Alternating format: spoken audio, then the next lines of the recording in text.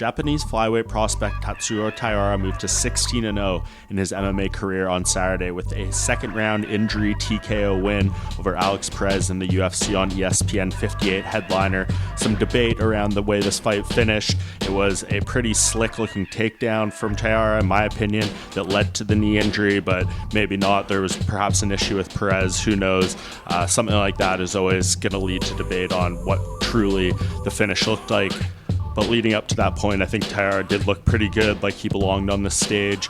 Maybe some jitters in that first round, having his first main event, the stage, stuff like that. But I think overall, he looked pretty exceptional in there. If the injury didn't happen, maybe that back take would have led to a submission or a ground and pound finish, or maybe this fight goes long. But nevertheless, he was certainly in it and certainly in a good position there. So I think you got to take the win for what it is, and he definitely moves forward in the flyweight division now. And I think some interesting options on the table for him. He called for Alexander Pantoja, a title shot after this.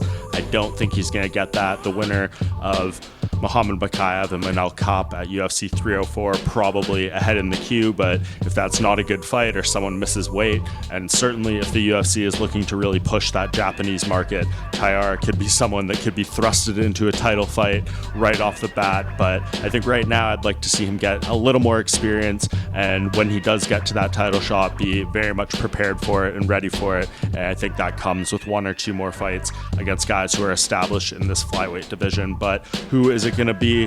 Amir Albazi, I think, would be a very compelling matchup, but he is still sidelined with injury after neck surgery. Don't know his timeline for return. Brandon Moreno taking a extended hiatus from MMA by all appearances. Brandon Royval, I don't know if he'd be wanting to take that fight, but that would certainly be a thrilling matchup, especially with the grappling of those two. So there is fights out there for Taira to really solidify himself in getting that title shot, and I think one of those big names is likely what's next for him, but maybe something breaks his way and he does get the title shot. But for now, I'd like to see him fight one of those guys I mentioned coming off another win that moves him to 16-0.